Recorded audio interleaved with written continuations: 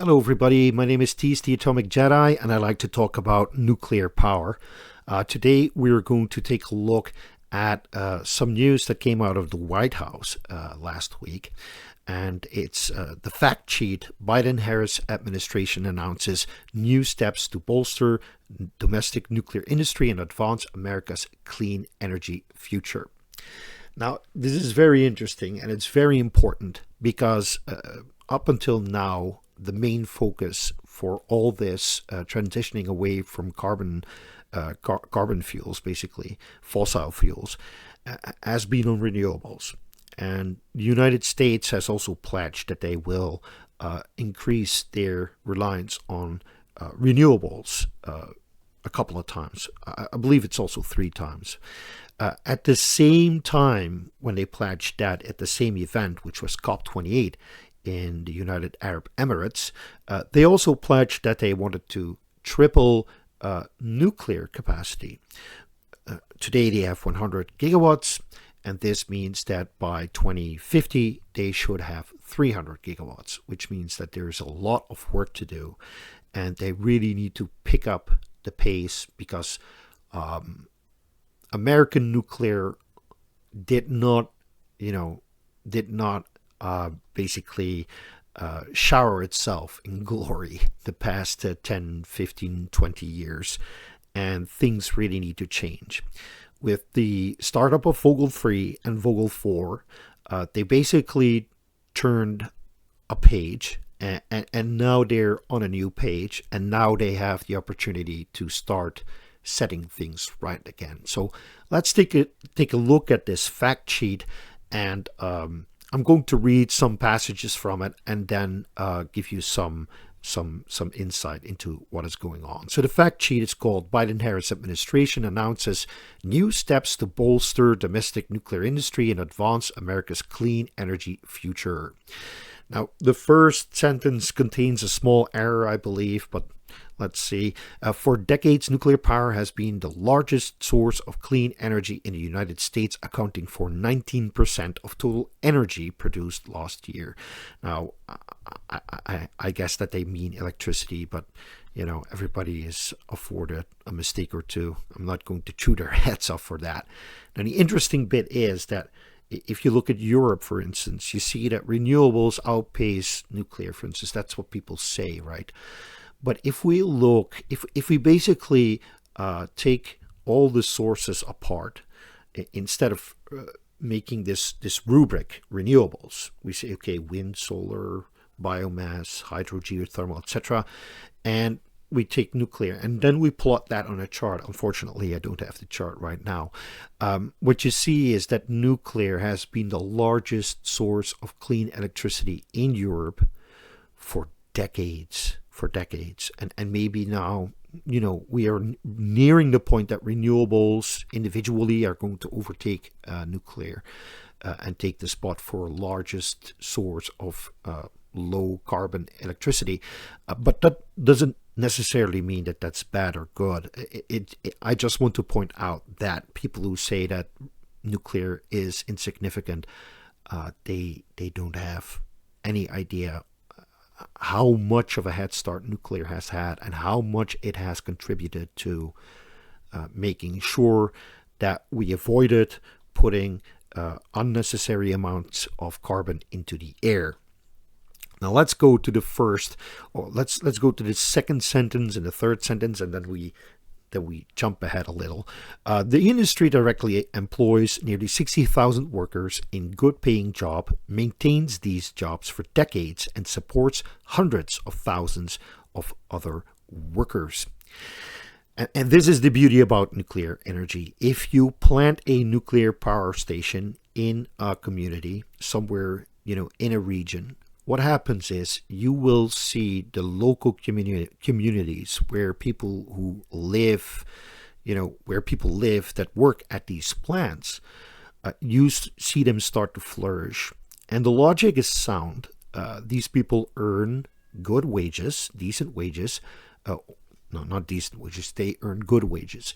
And these people also, they require services. they need a babysitter, or they need to bring their children to the crash or to the school, or they need to go to a hospital, and they also need groceries and all that other stuff. And so what happens is you infuse this whole region with people who have to spend money, locally, in order to maintain a good life. And this is what they mean by, they directly employ 60,000 workers, but the industry sustains a couple of 100,000 jobs just by, being a good employer. So this is amazing. This is something that I always value. I have an interview on this channel with Alyssa Hayes. I really recommend you watch that, because she can really tell you why having a nuclear power plant in a specific spot is a lifeline for many communities. So let's jump ahead. So the Biden-Harris administration is today hosting a White House summit on domestic nuclear deployment, highlighting the collective progress being made from across the public and private sectors. So this is something, here you get a summary. We're going to look at this stuff point for point. To help drive reactor deployment while ensuring ratepayers and project stakeholders are better protected, the administration is announcing today the creation of a nuclear power project management and delivery group that will draw on leading experts from across the nuclear mega project construction industry to help identify opportunities to proactively mitigate sources of cost and schedule overrun risk. Now, this is something really great. I hope that this is meant to lead to a programmatic approach. In this document, you don't see that there is a programmatic approach yet. And what do I mean by programmatic approach? Is that, and this is slightly going slightly against the free market idea, the free market principle of, let the market decide. It is clear that the market isn't deciding. Politically, the United States and all the countries in Northwestern Europe have basically stated that renewables would be their main tool to get rid of fossil fuels. And this has been going on for 15 to 20 years now. And what we're seeing is that with all these cheap renewables come extra cost that we didn't anticipate much earlier on. We said, okay, well, by then we will have developed, the technologies to store all this excess electricity that we're going to produce, and we can store it seasonally. Well, now, nearly 25 years later, these storage technologies still aren't commercially viable, still aren't being widely used. So what needs to happen now is you need to shift the narrative. You need to shift policies into a direction where you also create a space for nuclear to flourish in these markets. And they have identified a real problem, project management. It has been a big problem, especially with the Western nuclear power construction projects. Vogel and VC Summers were the highlights in the United States in that regard. And what you saw was that, they simply weren't prepared for what was coming. They were going through a very rough time, starting a couple of years before Fukushima, then coming over the Fukushima accident and basically having to contend with a lot of negative feedback, added rules and regulations, increased pressures, and that was something that created a perfect storm, because they also lacked the experience. Some of the companies that were involved, they really didn't know what they were doing. Other companies that were involved later on, they knew what they were doing, so they could basically move the project along. And what is really important now, and getting back to this programmatic approach, is that the United States and the people from Georgia in particular, they have paid a hefty sum to learn how to build these AP1000 reactors. Now, the AP1000 has never been blessed with an easy construction schedule. Even in China, they had problems, and they took longer to build than they initially planned. There were some problems with pumps, and the construction order wasn't exactly right. Sometimes you had to install something in a place that was too cramped. There were loads and loads of problems. So what you want to do now, actually, and this sounds like madness to some people, but what you actually want to do now is you want to announce at least 4 or 6 or maybe even 8 AP1000 units to be built all across the United States of America. Now, there are combined operations and construction licenses for AP1000s in the United States. I don't know them out of the top of my head, but there's at least half a dozen, as far as I can tell. There's also a couple of calls for ESBWRs. I don't know if they're still valid or not. And then there's also some calls for other reactors. But in all, they may actually be able to build half a dozen, maybe 8 AP1000s if they want to. But that's probably not going to happen if you let the market decide, and the utilities have to basically take the risk and say, okay, we're going to actually make use of this license and we're going to build these reactors. All they see is that Vogtle 3 and 4 cost somewhere around the neighborhood of $35 billion US. And they're probably going to say, okay, this is still too risky for us. Even if we would be able to do it for 20% less or 30% less, that's still too much. So having this nuclear power project management and delivery working group is great.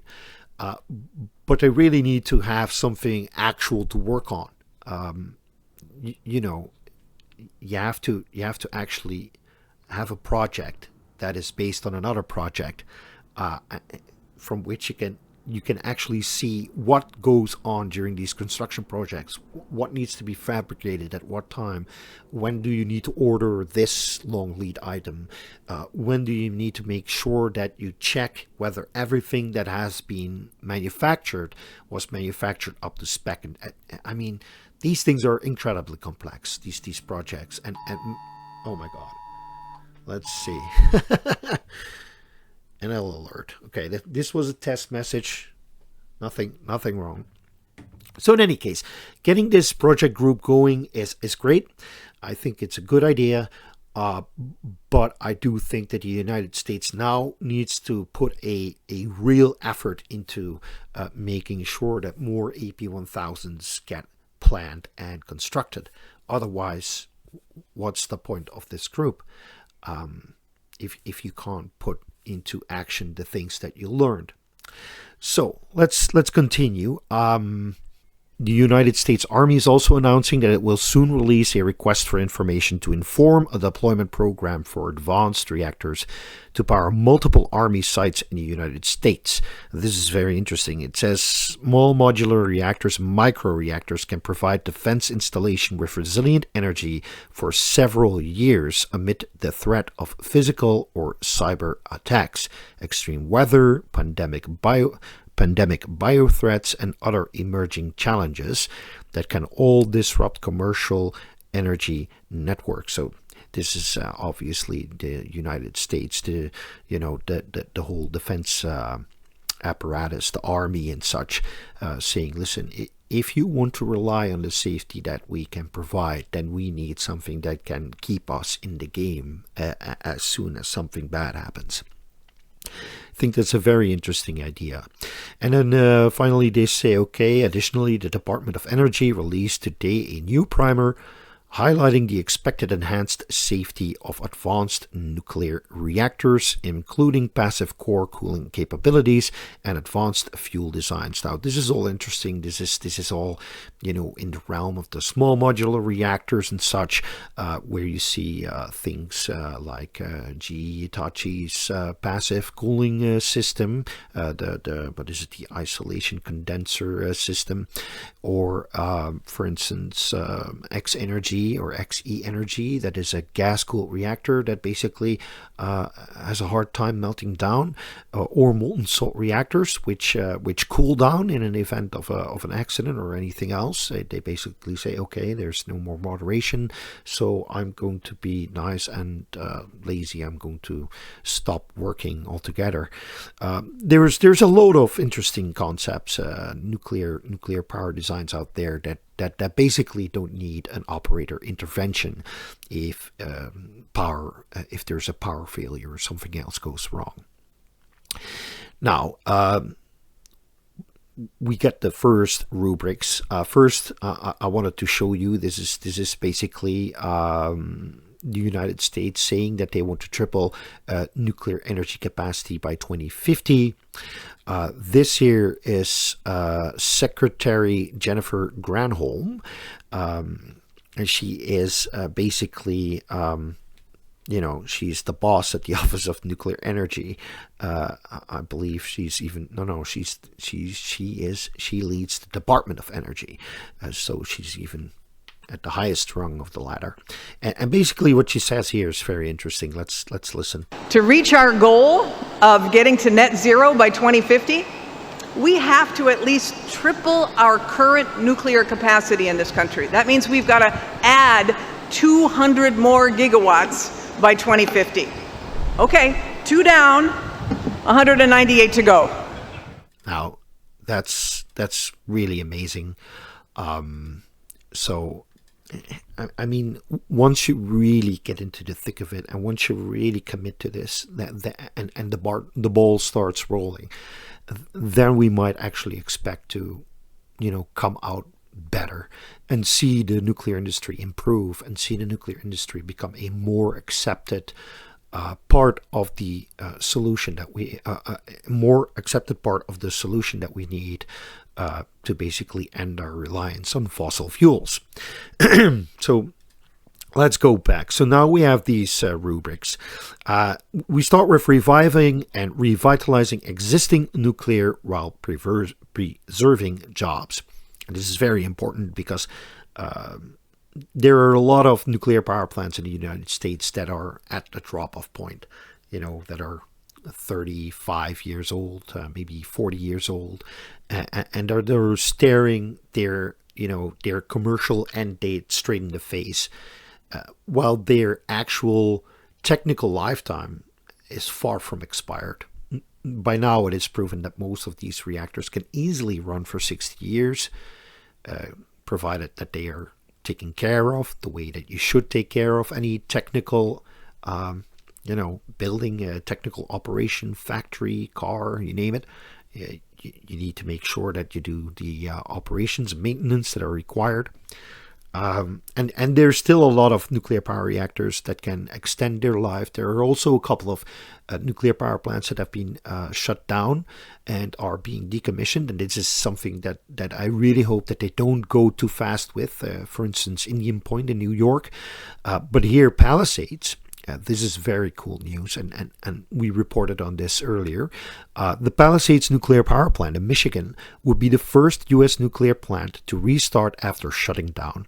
It is supported by a $1.5 billion conditional loan commitment from the DOE Loan Programs Office to Holtec Palisades LLC to finance the restoration and resumption of service for an 800-megawatt nuclear generation station in Covert Township, Michigan. The project aims to bring back online the Palisades nuclear power plant and upgrade it to produce clean baseload power through at least 2050. Now, here you see the news. This is from the World Nuclear News website. This was already, I believe that the actual announcement came in January or February this year. I remember vividly reporting on it. Maybe it was earlier.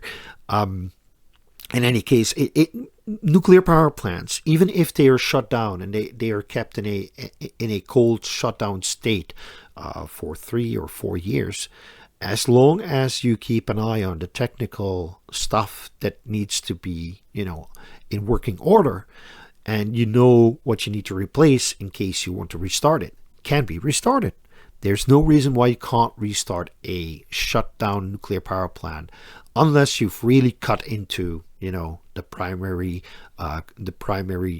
cooling loop, for instance. That's the loop that you have the reactor pressure vessel, you have the pipes, the pumps, you have the steam generator, and all that stuff. You have the pressurizer. I mean, as long as you keep that stuff intact and you don't start tearing out, electrical stuff and technical stuff that you need, you can restart these things. It takes a lot of effort. You need to have a lot of good project managers. You have to have a lot of skilled work people who have to do this. But in essence, you can do it if you want to. Now, the next one is Diablo Canyon in California is leveraging its DOE Civil Nuclear Credit Program to fund the plant's life extension. Now, the beauty of Diablo Canyon is that it basically had zero chance of surviving the Californian political system at one point. I remember going to California, and this was in 2016, so it's 18 years ago. I went there to interview Heather Hoff and Kristen Murray Zeitz, both people who work at the Diablo Canyon nuclear power plant, and they were like, we're not going to give up. We know it's going to be a tough job. We know that the chances of success of saving Diablo Canyon is not big, but we're going to do it regardless. And they basically mobilized the whole force of people who stood up and started helping out, like the Californians for green energy, people like Alexander Canera.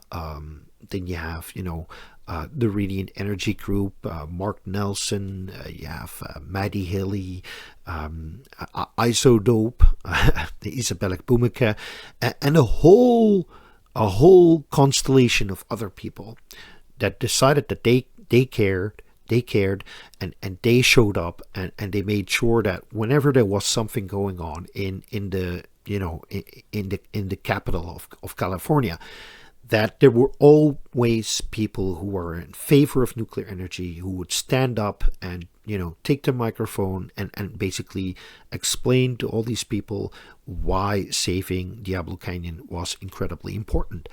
And in the end, they came through. Diablo Canyon actually has permission from the Californian government to apply for a license renewal. And this means that, well, you see that they are applying for a 20-year license renewal. I don't know how much time they have gotten exactly, but it's more than they had. I believe it was at least 10 years. But if it's 20 years, that's even better. So I mean, saving Diablo Canyon is just an amazing feat, and something that a lot of pro-nuclear people that are probably maybe watching this or in contact with people that that are always with their faces on the Twitter and the YouTube and whatnot. These people really made the Earth spin a little bit faster when it needed to. And then finally, we get the Inflation Reduction Act created a production tax credit for existing nuclear power plants, giving them more economic security to keep operating. And this is very important because the market has become fouled. What you see is that there's a lot of junk energy being put onto the grid thanks to a reasonably... So what you see is that they aren't thinking about what makes a grid tick. What does a grid actually need to provide power whenever buyers, consumers need that power. So a lot of focus has been on building massive solar parks and building massive windmill parks. But there's obvious problems there. And what happens is that these nuclear power plants that are reliable and can basically run for an extended time, running up to 92 or 93% of the time, they basically have a hard time making sure that they remain able to pay their own costs, because they are being undercut. But they're not being undercut by a competitor that is better. They're being undercut by massive cannibalization, because when you have too much wind capacity and the wind is blowing, then you have an overproduction. You're severely over-provisioned, and you have too much electricity that needs to find a consumer somewhere. And since there are no takers of this electricity, the price goes negative. And when you, as a nuclear power producer, are trying to stay afloat in this market, the more price volatility like this you get, the worse it will get for you. And people say, well, yeah, that's a function of having so much renewables, and we want more renewables. And then I think to myself, well, what is the actual goal here? The actual goal should be, we want to get rid of fossil fuel plants. We want to make sure that we don't use many fossil fuel anymore. But is that the only goal?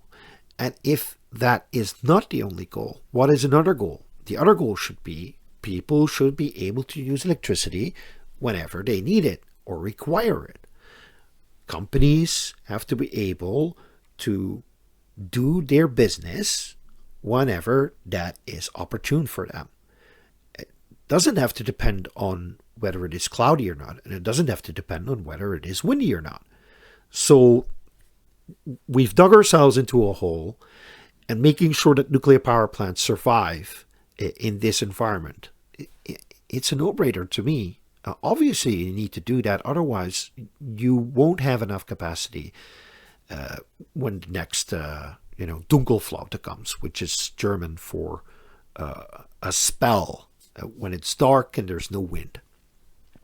So let's go to the next rubric.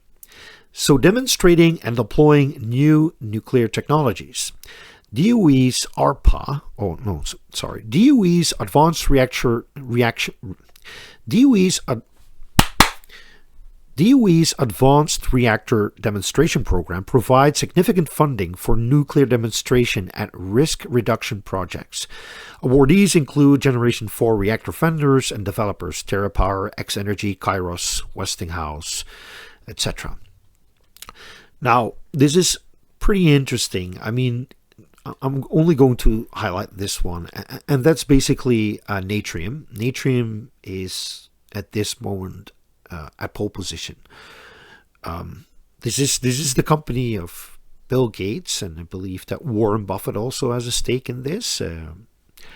So it looks like they're brute forcing their way through this. They use their sizable capital to ensure that they have a very good team that knows how to push this project through all the bureaucracy.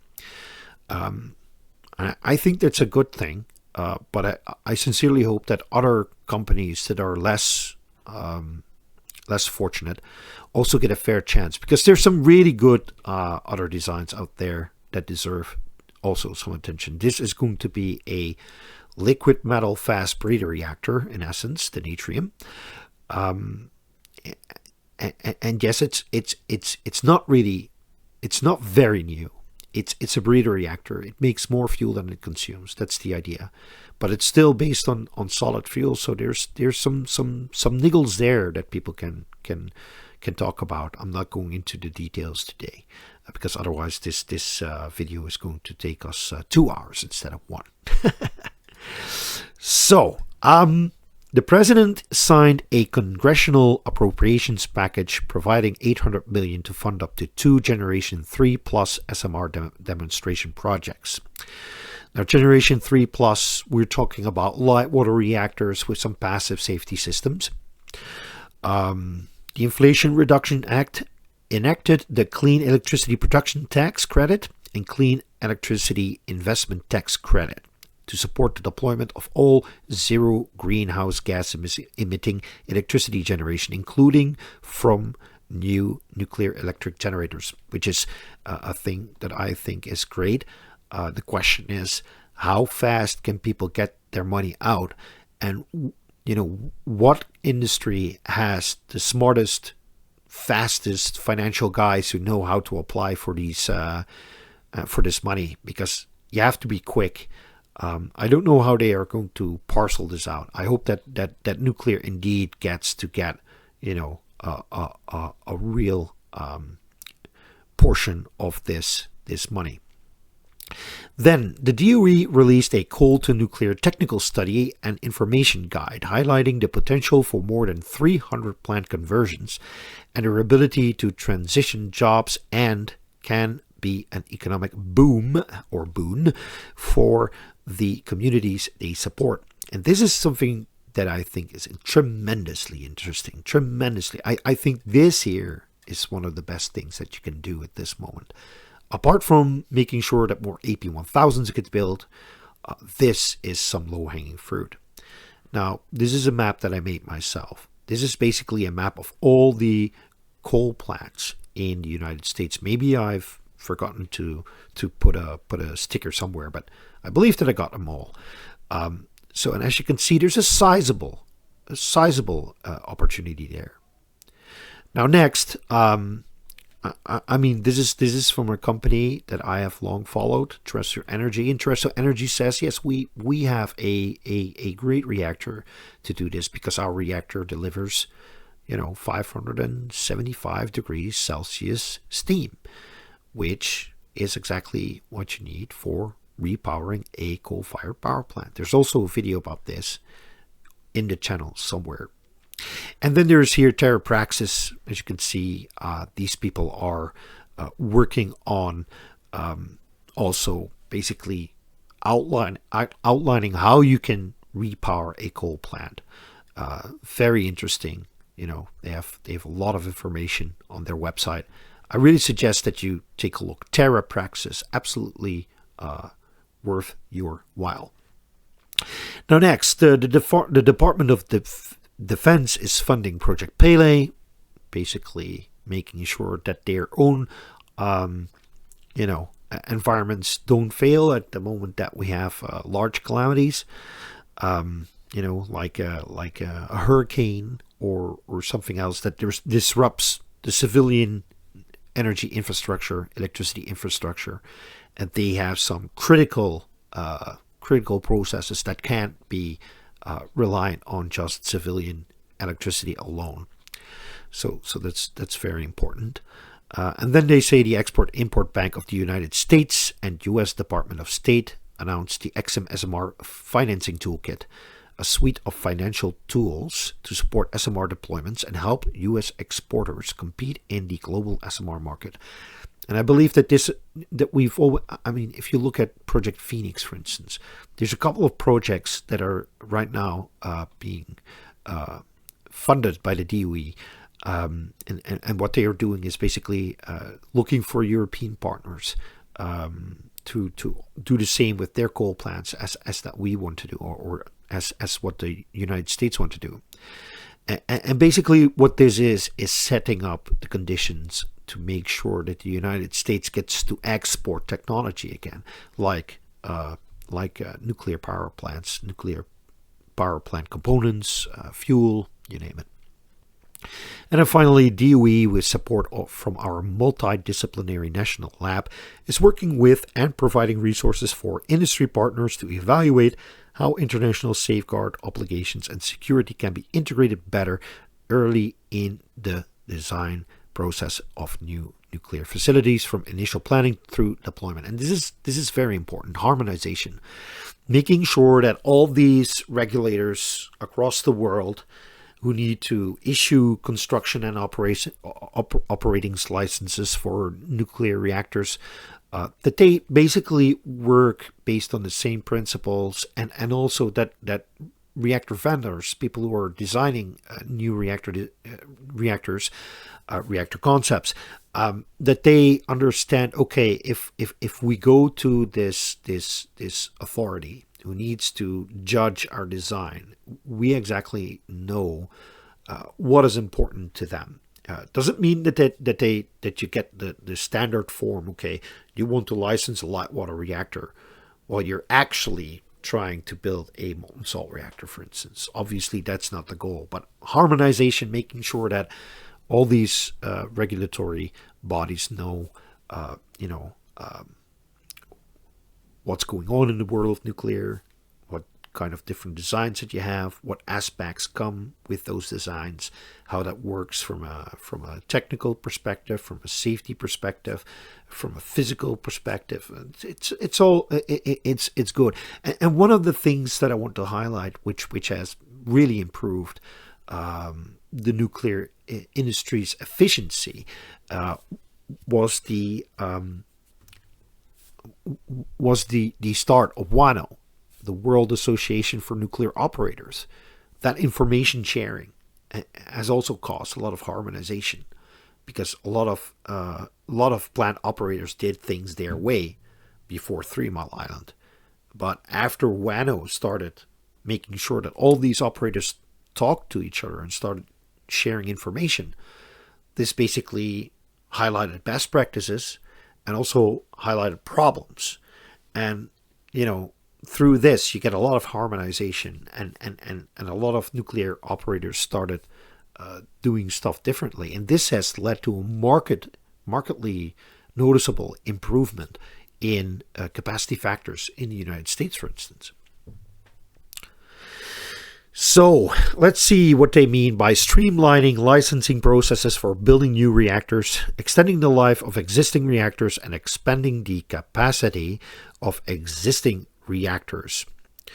Now, Now this is very interesting because there's a lot of interest in small modular reactors, but there's also a need for building more AP1000s. Maybe some other design will will show itself to be commercially viable and interesting. So how do we make sure that we streamline everything for these new reactor designs to flourish? In anticipation of the growing interest in reactor deployment, the Nuclear Regulatory Commission continues to make strides in reforming its licensing and permitting processes to ensure that its reviews and analyses can be performed efficiently without compromising safety. Demonstrating efficient licensing, the NRC issued a construction permit to Kairos for the Hermes test reactor this past December, the first non-light water reactor construction permit issued in the United States in 56 years. The NRC completed its safety and environmental reviews for the Kairos Hermes test reactor construction permit application ahead of schedule and on budget. This is so incredibly important. Now, they are not getting as far as I know, as far as I can tell, they're not getting a combined operations and construction license, but they're getting a construction license, and then afterwards they need to apply for operations license. But in any case, making sure that this stuff can go through smoothly and doesn't have to take ages and doesn't have to take, a king's ransom to be done is immensely important. Also interesting, for those who don't know, Kairos and the Hermes, that's basically a pebble bed reactor in which a molten salt is the coolant. So it's not a helium-cooled pebble bed reactor. It's a pretty interesting concept. Next bullet point, new technology neutral licensing pathway.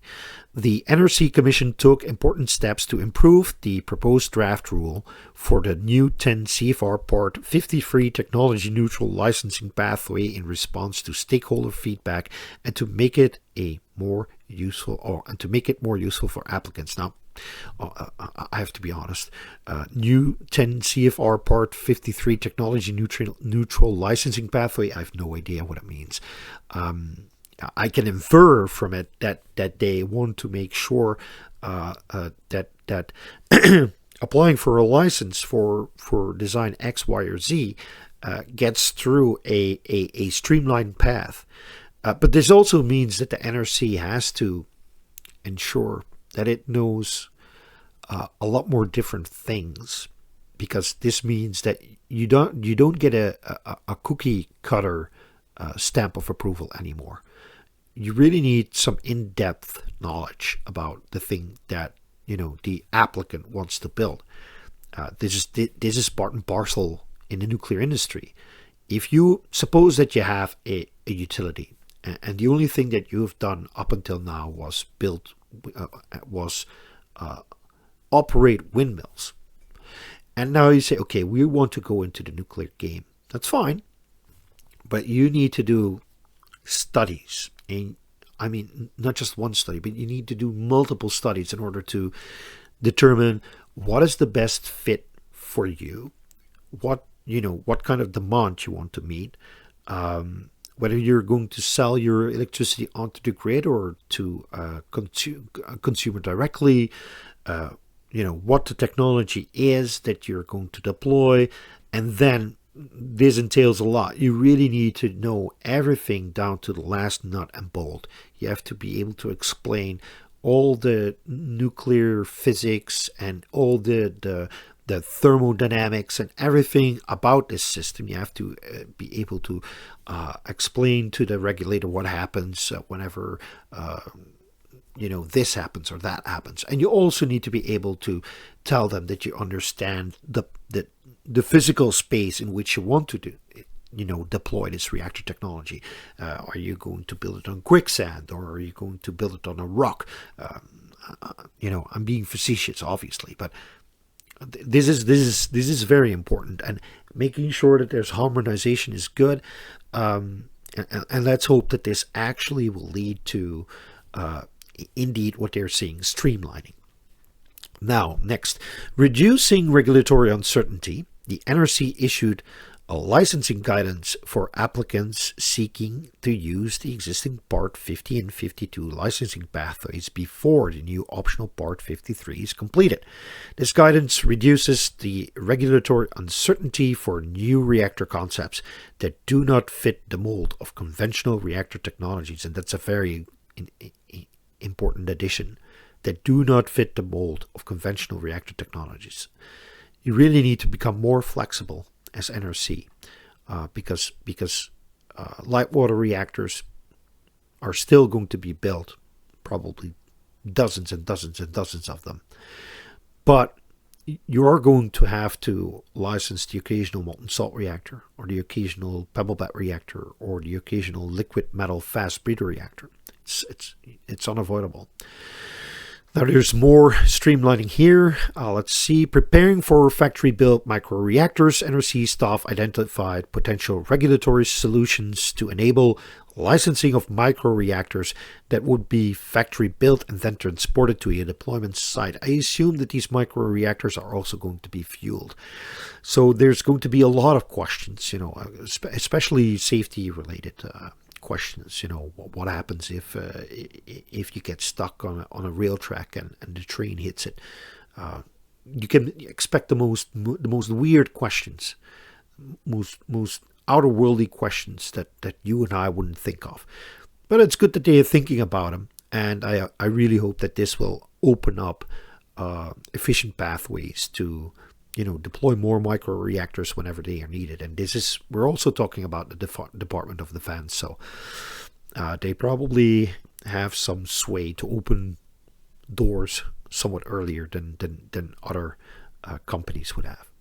Leveraging cooperation with international partners, the NRC recently signed a Memorandum of Understanding with the Canadian Nuclear Safety Commission and the UK Office for Nuclear Regulation to increase collaboration on the technical reviews of advanced reactors and SMR technologies. Same thing again. Harmonization, and this is also something that we did. So in the Netherlands, what we saw that we have a very nice regulator for new nuclear concepts. So what we did was we essentially said, okay, let's build an international let's build an international consortium, basically, of companies who want to build GE Hitachi X300s. And what we're going to do is we're going to make sure that we leverage the Dutch nuclear regulator and try to harmonize that knowledge to, the other situations that these other companies are in, and it's actually starting to work. So this is really nice, and I think that this is a good step.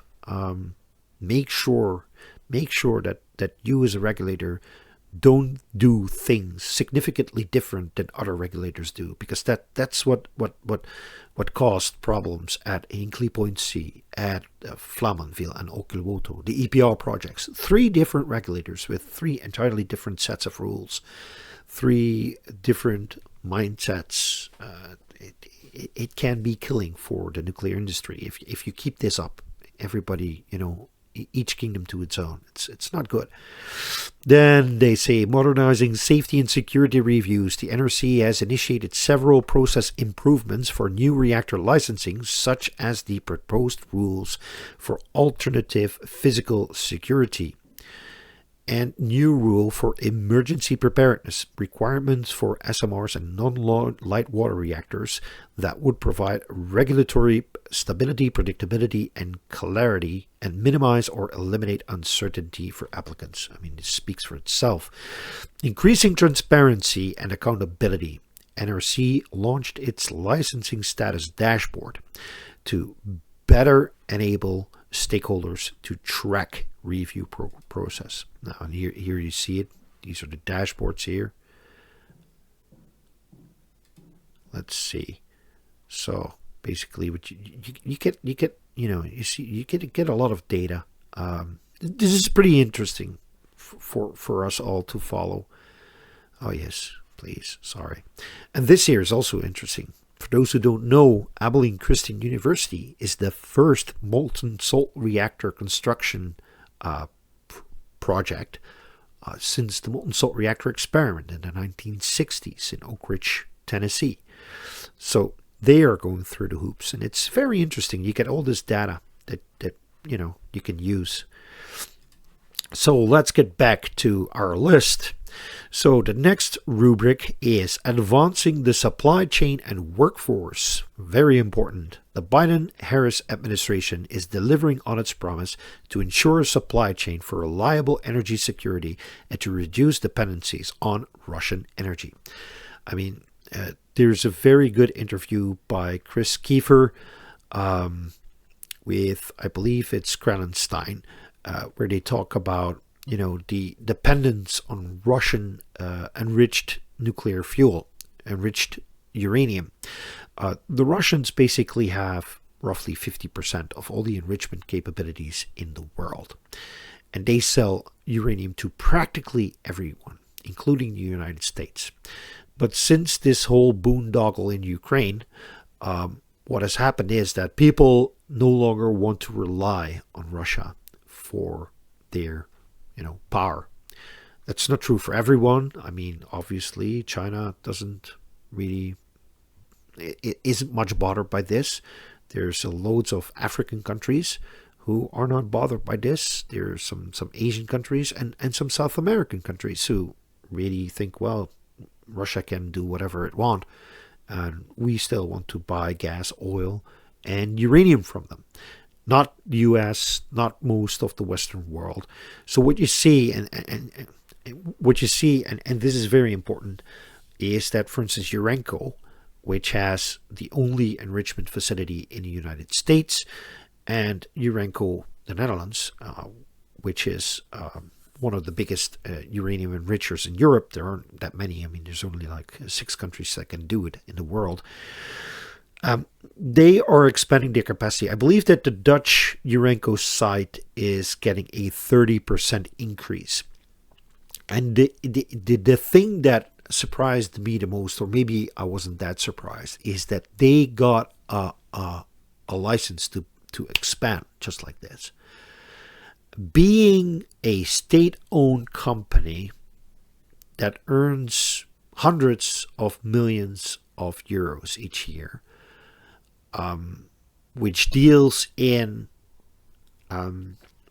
fuel that you create, or that deals with uranium that you create with a secret technology, because it's a Dutch state secret that they use, the centrifuges and such, tends to open doors more quickly than other people can possibly imagine. So they fixed their license to increase their capacity by 30% in 1.5 years, perhaps, maybe 2 years, but it's not much more than that. And you will see the same thing happen in the United States, in France, perhaps even in the UK. I don't know if the UK still has enrichment capabilities, but you will see it there. So you see here that it unlocks 2.72 billion. That is made available at the President's request by the Consolidated Appropriations Act to jumpstart new enrichment capacity in the United States for low enriched uranium and high assay low enriched uranium. Then next, Centrus Energy Corporation produced the nation's first 100 kilograms of high assay low enriched uranium, which is something that most Generation 4 reactors need, except for the IMSR by Terrestrial Energy. Maybe there's one or two more. I don't know exactly which ones that are, but most of the Generation 4 designs need HALEU.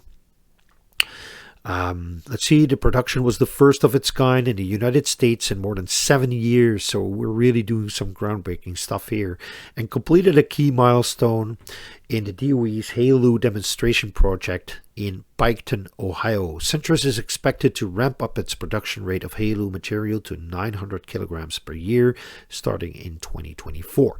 The Inflation Reduction Act of 2022 also provided $700 million to help establish a reliable domestic supply of fuels for advanced reactors using HALEU. So this basically means that you need a factory that can turn this high assay low enriched uranium, which comes in the form of uranium hexafluoride, and you need to turn it into something else. And it's probably going to be uranium oxide, some uranium oxide, which then gets embedded in trisofuel, or this is also a possibility, or you mix it in a salt that you're going to use for fuel in a molten salt reactor. So there's loads of different fuel scenarios floating around currently, and so you need the enrichment capabilities, but you also need the fuel fabrication capabilities. Then it says X-Energy was allocated $148 million in tax credits under the Qualifying Advanced Energy Project Credit Program for an advanced nuclear fuel fabrication facility, which will make triso particle fuel. Or there you have it. And then it says the Consolidated Appropriations Act of 2024 made available $100 million for nuclear workforce training programs at universities, 2-year colleges, and trade schools. And here's my comment on this.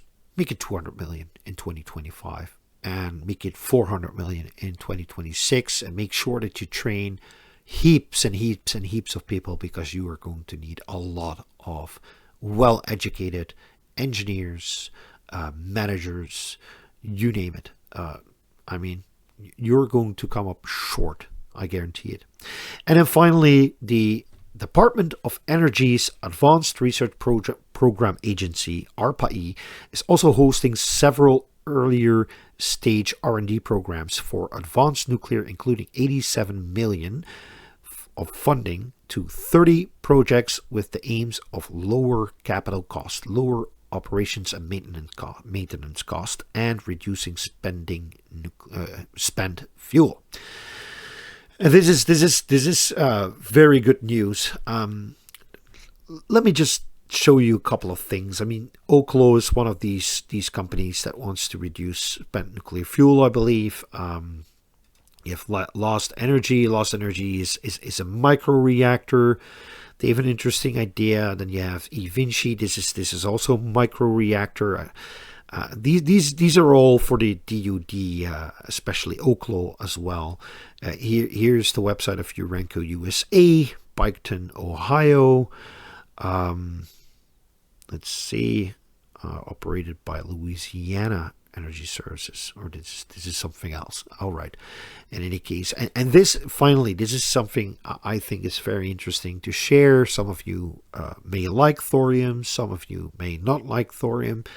Me, honestly, I think that using whatever we can get our hands on is a good idea. Thorium is a big problem, especially for people who want to produce rare earth elements, because if you have a mine that holds rare earth elements, rarely do these elements come without thorium mixed into the mix. And thorium is a byproduct that needs to be handled with special care. It's natural occurring radioactive material.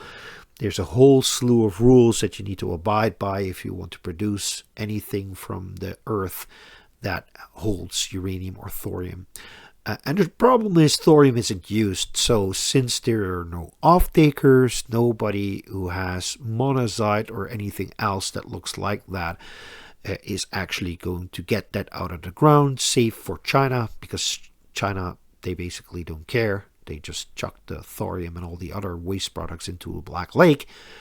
But I do think that if we want to use these rare earth elements and we want to produce them ourselves to decrease our reliance on China, then you have to come up with a solution for thorium. And the most obvious solution to me is using it to produce power. Now, here's John Kutch from the Thorium Energy Alliance at ARPA. Hey, I'm at the ARPA E 2024 Innovation Summit. It's pretty good. I'm here. Why is John here? When the Department of Energy doesn't really like thorium all that much? Well, it turns out maybe we're turning a corner, because I was asked to talk to some people about thorium. Maybe we'll actually get some funding for this magical material.